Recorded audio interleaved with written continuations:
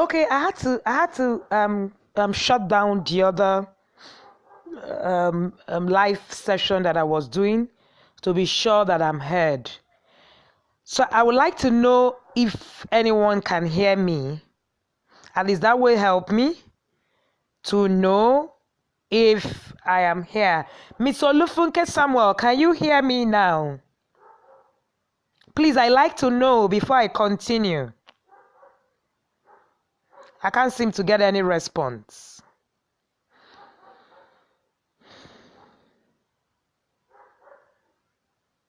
Hello, ma'am, can you hear me now? Maybe I should just go on and just continue. All right, let me start again. My name is Wendy Ologe, and I am the founder of the Intentional Parents Academy, an academy for parents. I'm a parent coach and the author of the book, call it the bestseller, Connect to Correct. And I am speaking today at the Smashing Summer series on educating your child about sexual predators. Educating your child about sexual predators. Please, if you can hear me, just put a sign up. Let me know that you are here. But I'm going to just go on. I'm hoping that I'm being heard anyway. So, educating your child about sexual predators. One of the things that I have found to be a major challenge when it comes to raising children is that a lot of parents lack knowledge on what exactly to do. So many times, many of our problems are actually as a result of not knowing what to do. So we have found out that you just have people, having children and not knowing exactly what to do. And today I'm going to be sharing on sex and predators. Sometime, I think that was yesterday, I was on another platform sharing on effectively having the sex conversations with your child. Effectively having the sex conversations with your teen. One thing that I have found about sex and sexuality education in our children is that we are not even able to teach it because we do not know exactly how to go about it. Educating your child about sexual predators. So I'm going to start with a story. Sometime in June, I was invited by a church in Kano State. And while I was there, I had a session with the teens. I had a session with the parents, and I also had a session with the teens. One thing that was very profound about that visit for me was the fact that these children were more comfortable talking to a stranger than they were talking to their folks. In a space of 2 hours, many of them shared their sex fantasies with me, and many wished that they could have these conversations with their parents. The parent should be the first educator of everything sex. But unfortunately, many parents have failed on this duty again and again. I'm going to be sharing some of the reasons why this failure are, the way they are. Some of the reasons include the myth that when you discuss sex with your child, they will be more eager to have sex. This is not true. Interestingly, it's actually the other way around. It's been proven that children who are educated on issues about sex, especially by their parents, make better and healthier sex decisions than the ones who were not at all.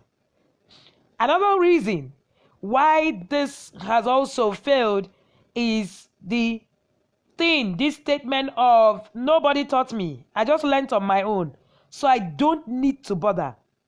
Well, I shared a post last week on my timeline. If you follow me, you will see that post. It says, but we turned out right. While no one taught many of us, there were also much errors in that generation, and that definitely made a whole lot of mess. I also like you to remember, while you are saying no one taught me, and I turned out right, remember that the internet is a game changer in the 21st century parenting. Another reason why this has also become a challenge is the third thing. I call it lack of knowledge. Many parents want to, but they don't know how to. One of my most favorite quotes when it comes to parenting is, parenting is a learned skill and never assumed. That's a quote from my book, Connect to Correct. Most of what we do is assumption parenting. We must move from where we're assuming to intentional parenting. Parenting is never assumed. It must be learned. Today I was listening to someone speak, and the person was saying, assumption is a killer. We are deceived. Many of us live in ignorance. Even the church is ignorant of the times and the seasons we are in. So the same way we are doing things, and it didn't yield so much result. It's the same thing we are repeating, and this thing has been ongoing, and here we are. We can't take chances.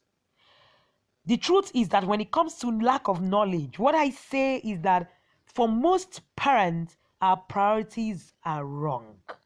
I heard praise for Owa, the former sex therapist, talk about wrong priority. And he said many parents will prefer to buy a shwebi than to actually get knowledge that will be useful to them and their children. Another thing that could also be a huge challenge as regards your education on sex is also lack of connection. I often say that you can correct or guide someone you can't connect with. Now, for you to have the sex conversation, you must have a level of connection with your child. In fact, I say that connection is at the root of parenting. They say that rules without relationship will breed rebellion. I say that parenting is about relationship, not control. Without a connection, you will struggle, and this subject matter will become a struggle for you. Another thing that causes parents not to be able to have these conversations with their children is lack of emotions control. Until you work on your emotions, you will continue to have a difficult walk on this journey. Have you ever imagined having your teenager come to tell you that you should just kiss the girl? What will be your first reaction? Your teen will test you with information and get to see your reaction. And that will tell if they will share more with you. I have a foster daughter. We have a foster daughter that is 26. And most of the things that she shares with us, most of the things is because we've been able to create a connection and work on our emotions. So we don't fret at any information that comes to us. So it helps us have sex conversations at any length with her, to the point that we discuss sexual feelings. The truth is, your lack of emotions might actually ruin your chances to create that required connection or even listen in order to carry out this assignment properly. You can only correct or guide when you have information. One other reason is being judgmental. Children don't like to be judged. In fact, not just children. Nobody likes to be judged. Recently, a cousin of mine ran to me and she said she was pregnant. She didn't want to tell her parents because they would just kill her. They wouldn't just judge her, they would just kill her. My philosophy about parenting is, I want my children to think of their parents once they make a mistake, not run to any other person. I was in a place recently and our daughter was sharing to her friends and said, my first point of call when I goof is actually my parents. Because my dad will first give you a solution before he even ask you what happened. Eventually, you will learn a lesson from that mistake and you will never repeat it. Another thing that actually deters us from being able to carry out this assignment on sex conversations properly is not understanding your child. Many of us don't even know who our children are. So we just leave and that's it. The truth is, for these conversations to happen, you must become a student of your child. I'm starting from what you need to do as a parent, even before you start teaching your children about sexual predators and all that. You can't even teach this topic if you have not been able to work on these things. So I often tell parents that having sex conversation with your children start as soon as they can understand you. 18 months. That's when you should start teaching this topic. There is age appropriate, topic for every single, child starting from 18 months to 18. All right. So you need to try not to demonize sex, because that's what I see parents do very often. Try to tell your children that sex is demonic and all that. And at the end of the day, they find out that it's not. And then, of course, they get confused. Once your information begin to, breed double standards, you have passed the wrong information. You need to be careful how you actually do that. Another thing that you also need to know is refusing to acquire required knowledge is another point, is another thing that can happen that will deter you from actually being able to pass this information properly. This journey is a journey of knowledge, it's not a journey of assumption. You can never assume that you know. They say that assumption is the lowest form of knowledge. Seek knowledge, get it. Never assume you know what to do. Look for what exactly you need to do. Another thing which is the last, number 10, is thinking that you need to raise a chaste child. All you need to do is to pray. Don't get me wrong. Prayer is key, but we need to work. We need to teach intentionally. Allow me to use the scriptures here. I'm a Bible scholar. Jesus intentionally taught his disciples everything about the kingdom. He didn't just pray. So while we pray, let's remember that people perish for lack of knowledge and not lack of prayers. So your child that you don't educate is going to perish for lack of knowledge and not lack of prayers. It's okay to pray, but the Bible told us that we perish for lack of knowledge, not just lack of prayers. Let's teach our children what they need to know intentionally. Sex education is an ongoing conversation, not a lecture. So you don't just come and sit your child down and say, today we're educating you on sexual predators. This is what you need to know. No way. That's where parents get it wrong. It's an ongoing conversation. You must understand that.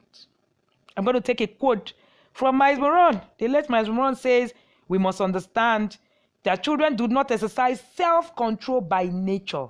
A child is not born with self-control by nature. Until they are taught otherwise, they will say whatever is on their mind. They will seek to gratify every desire without discrimination and insist that the world revolves around them. That's from Miles Moron. As soon as a child can communicate, I said that before, sex education should commence. Because every child from 18 months have the appropriate, that is sex education, 18 months to 3 years, 3 years to 5 years, 5 to 8, 8 to 12, and 12 to 18. You can't afford to be afraid of what to teach your child, because the world is already sexualized. You must understand that the people who are teaching your children otherwise are not sugarcoating whatever it is that you're teaching. All right. So, for you to feel comfortable talking openly with your child on what they need to know, is that you need to, before you have this conversation, before you have this, I don't like calling it education. I like to call it a conversation, because it's just ongoing, it continues. And before you have this conversation, you must connect with your child.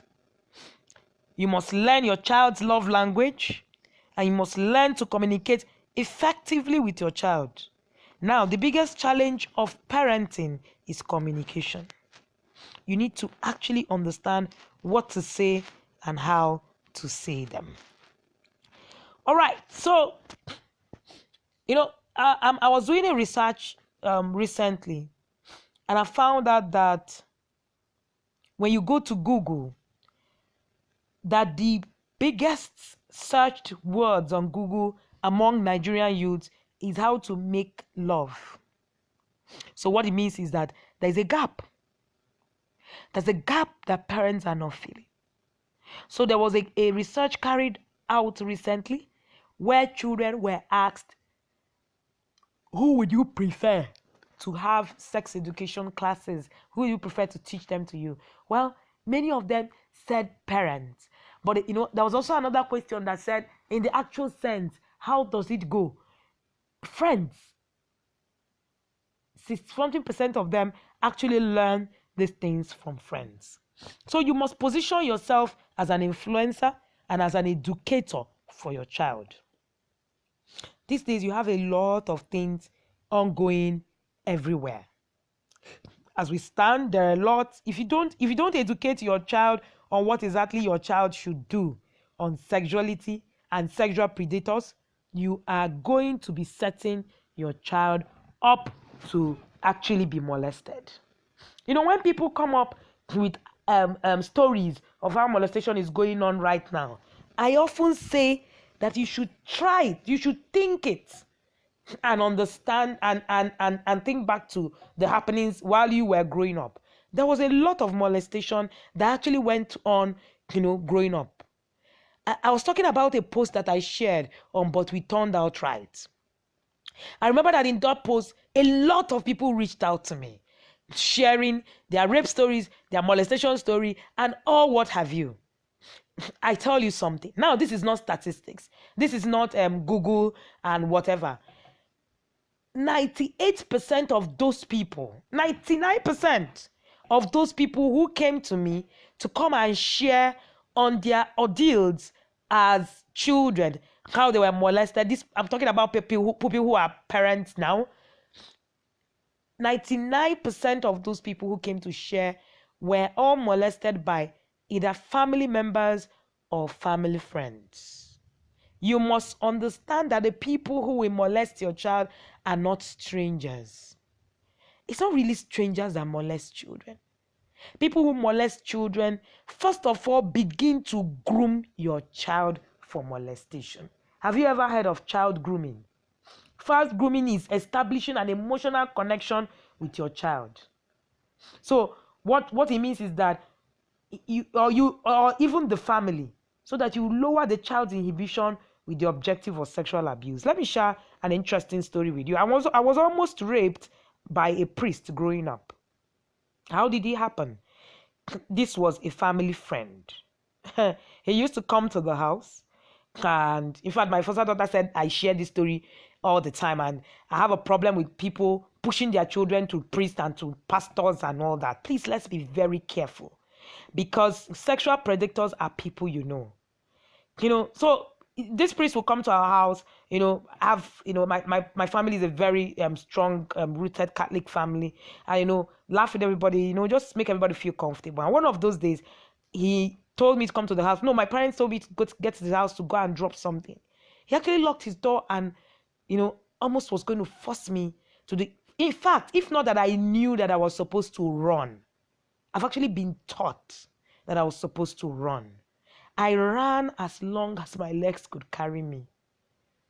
The interesting thing, some of these stories, parents actually never get to hear them because there was no connection established for the children.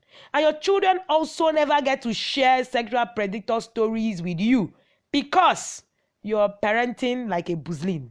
There's no connection, there's no teaching. Your child can't reach you.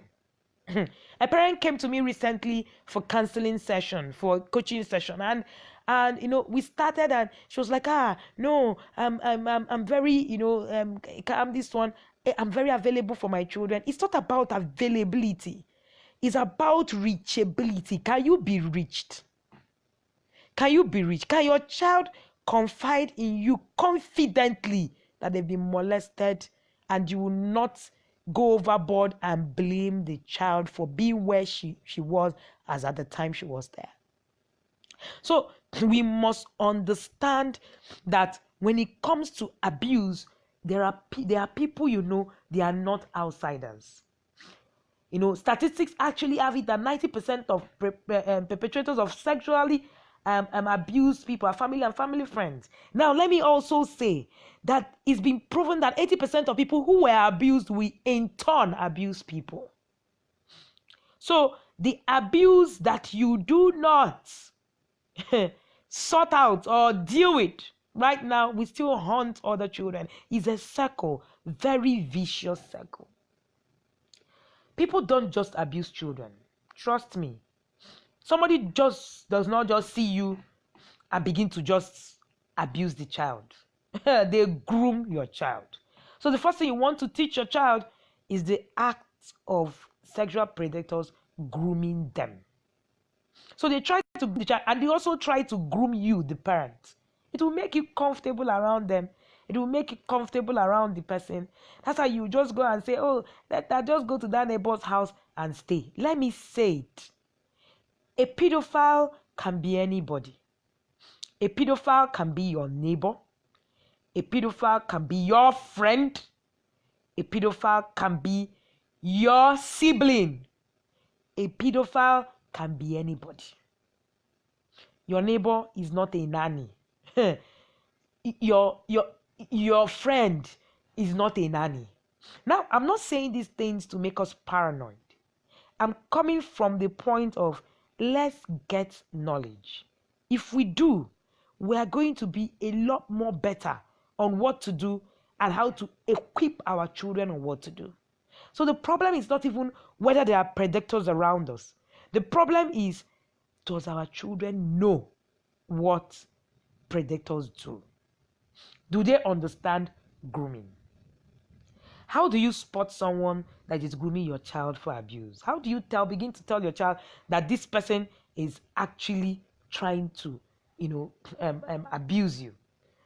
Recently, I was with a friend and we spent some time, and she was, telling me how she was molested as a child right in front of her parents, and her parents never had an inkling. She said she has never shared it with any of her parents, any of her family members, because she said this particular uncle comes in, everybody flies on his body, and then he, hugs everybody, hugs the boys. She was the only girl in the family. She comes in, and then the uncle actually puts a hand into the pants, of this girl, rubbing her vagina, rubbing her clitoris, and and all sorts of things. She said her mother will be there, and she never knew. Right? She never knew. So a sexual predator will keep grooming. I said this particular, and she said this particular uncle comes, he was always around. So the mother became really comfortable with this child, with this uncle. That's how it starts. So predators pay special attention to your child and make him or her feel special. So when that person is making the child feel special, you need to always tell the child, there's an analogy my husband uses. It says, whenever somebody offers you a free gift, then you need to look around again.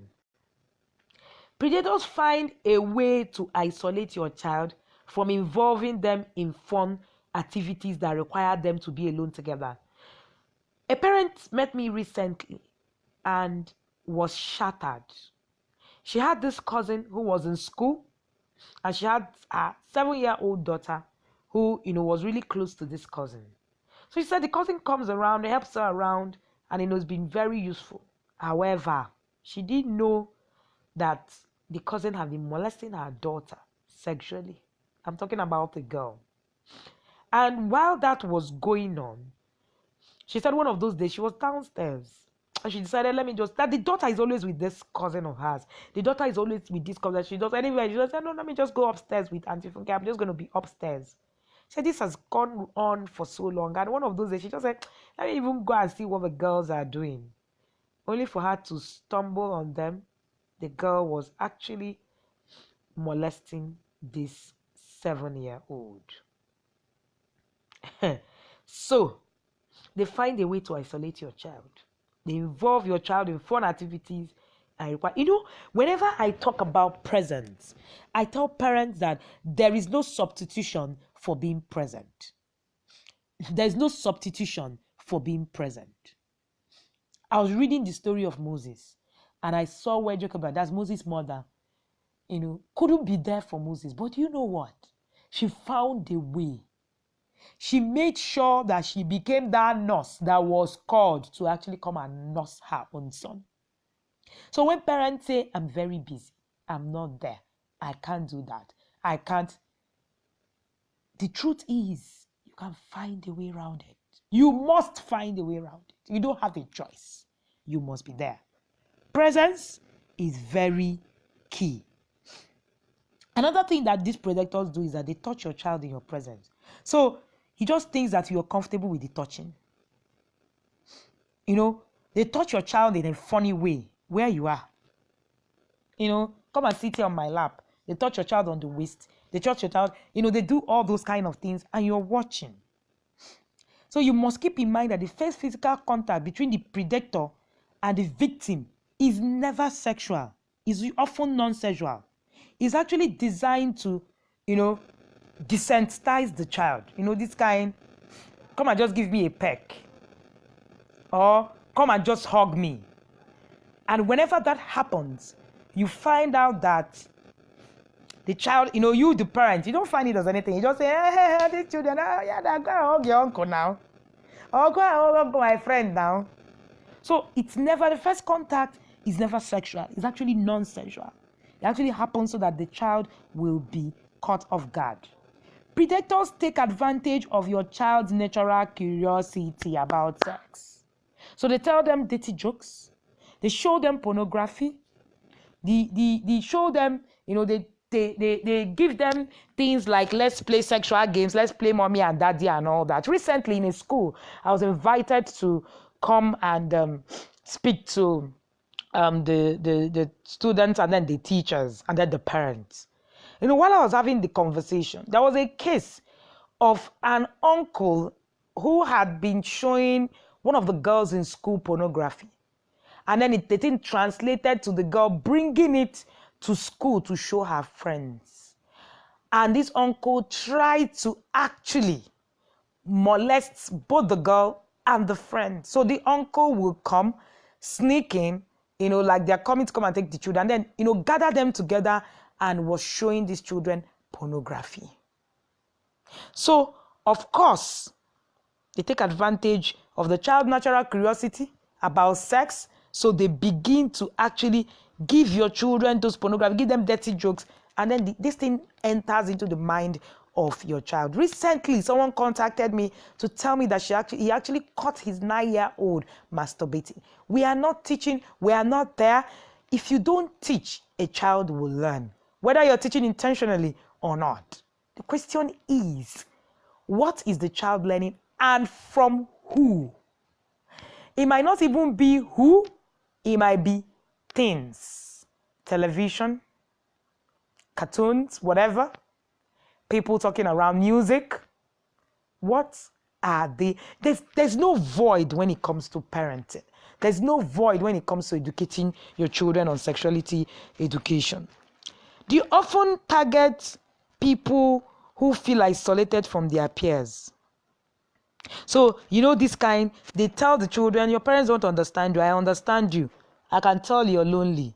They tell the children things like, I know who you are. I know the kind of things you like. Come, let's go and gist. They take advantage of you not doing what you're supposed to do. Or they take advantage of the children whose self-esteem have been squashed. A child whose parents have not learned to actually understand who the child is.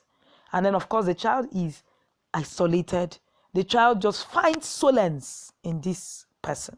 Recently, a case came to me where a child's uncle that have molested the girl for so long, to the point that this uncle became her only solace, according to her.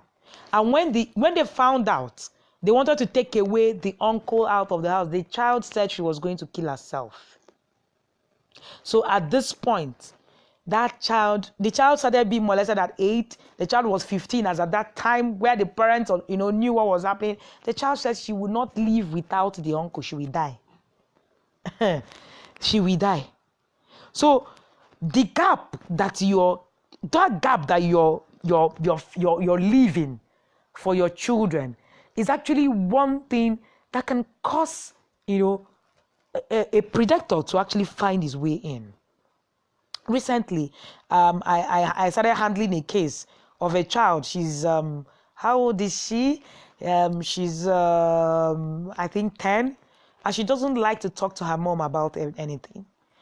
By the time I started talking with her and we started some sessions together, I found out that she's been molested, and she's been molested right in the home. And her mom doesn't know about it. As I speak to you, her mom still does not know about it because this information, I've not been given the leeway to share it. I'm still getting her to understand that she needs to come out and own it. We're still on the process, but you can't force her.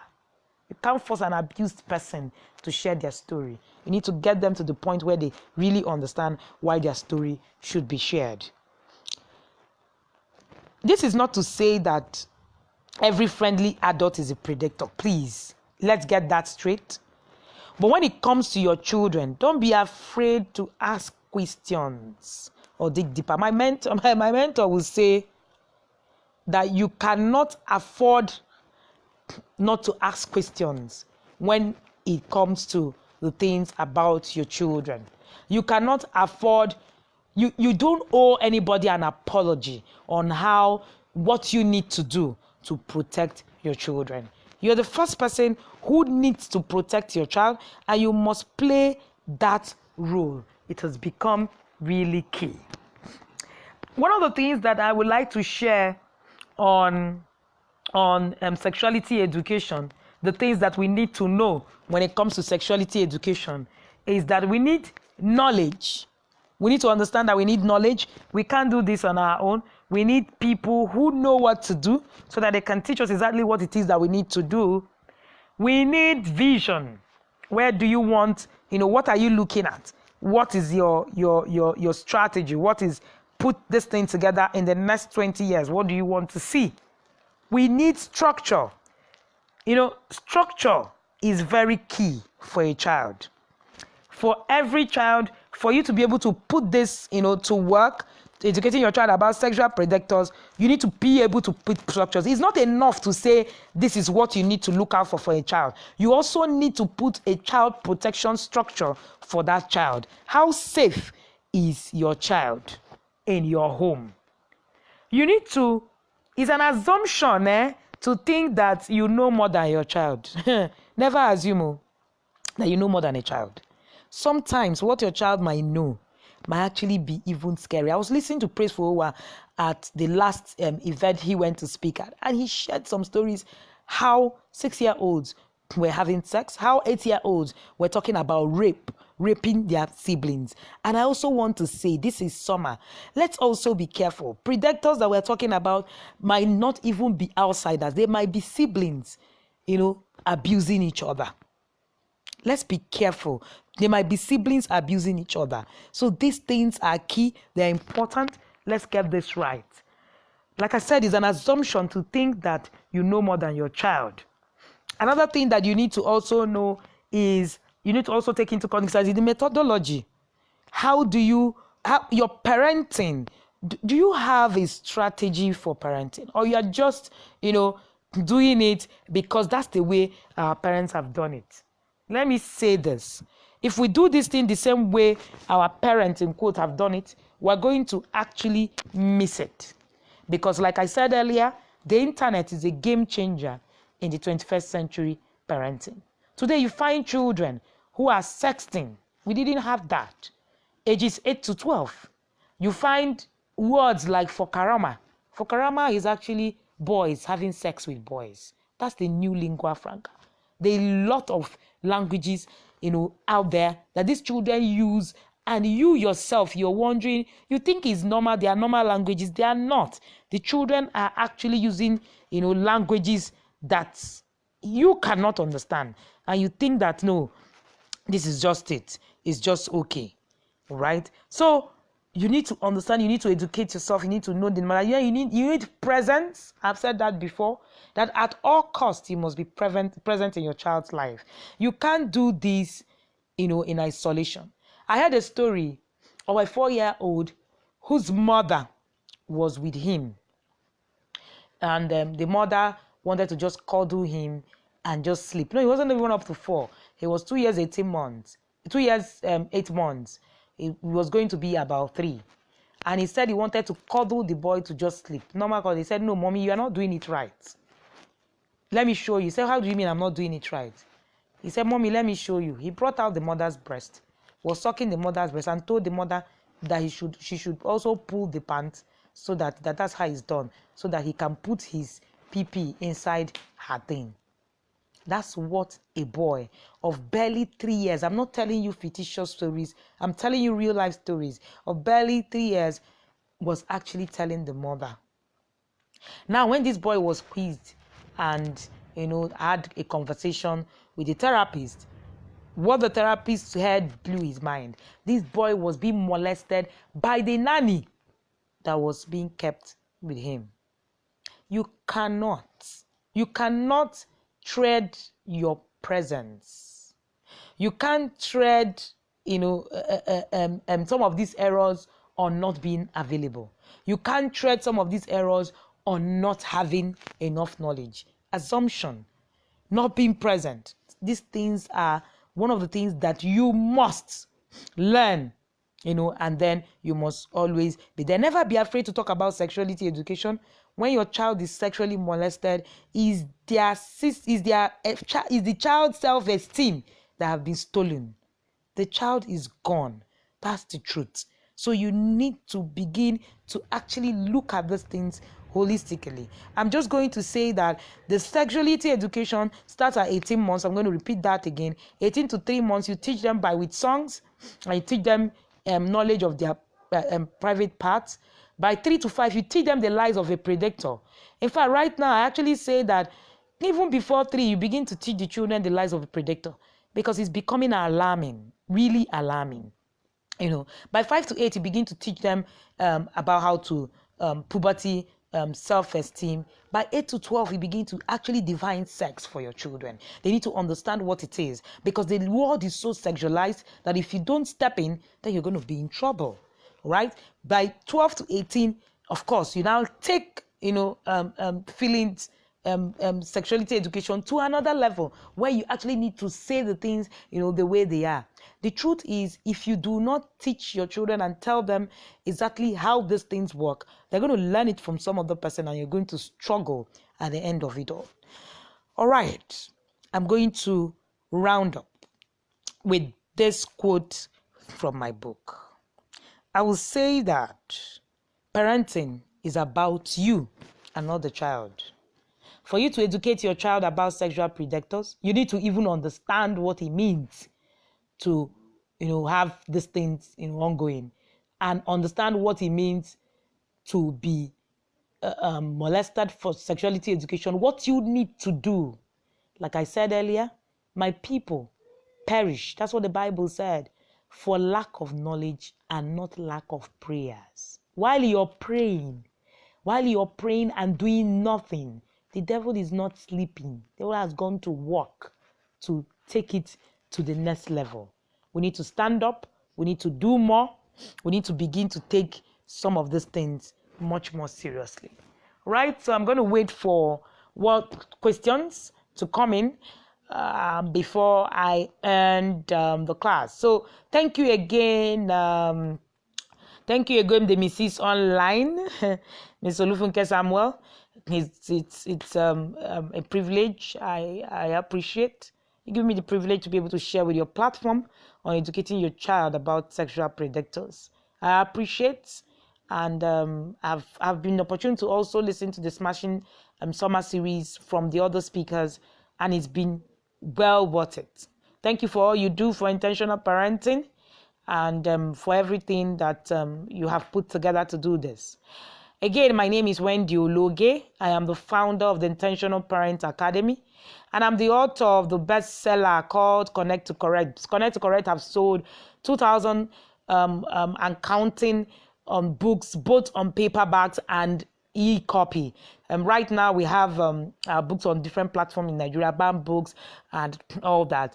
And You can get a copy from anywhere. One of the things that I know that education or knowledge has been able to do for parents is for them to begin to look at things differently. Please invest in getting knowledge for you to actually know exactly what to do with your children. Pertinence is important. It's key to everything that you are doing for raising your child. You can no longer leave it to chance. Leaving it to chance is an error. You can't leave it to chance. Parenting now is tough. It's tougher than anything that you can think of. So you need to deliberately and intentionally begin to actually learn more. I was sharing with someone recently, and I was saying that I actually thought that I knew some things, in the past. That's assumption. I call it assumption parenting. And until I began to read, I began to take courses. Please, parents, take courses, attend conferences. Stop saying you know. You don't. I've been there before. I've seen myself, in a place where I thought I knew what parenting was, but I didn't. By the time I started on this journey, I understood that parenting was much more than what you just saw. What you saw is you're parenting children for a world that you don't even understand anymore. I was reading an analysis. Our world is sexualized. In the next 10 years, the world will be homosexualized. It's going to be about LGBT, gay, and everything. Now you have gay teachers in children's church, teaching children in churches. So what are you saying? The world has gone gaga. So you need to actually step up whatever it is that you're doing. What you're doing is not enough. Begin to put your priorities right. I usually ask parents who come to me for coaching, I ask, what is your budget when it comes to parenting? Most parents don't even have any budget for knowledge when it comes to knowledge. Please, there is no other way. The only way through this is actually gaining knowledge. How much knowledge do you have? Most times when, parents have come to sit in front of me and I say, what have you read about this topic that you have brought to me? And most times the answer is in the negative. In fact, 98% of the time. So we need to actually do more. We're not doing enough. The world is going crazy. There are about 50 sexes on Facebook right now. By the time it's about 50 years, about that, 50, 58. By the time you want to actually come on to say whether you're male or female, there are actually different kinds of sex. It's no longer male and female.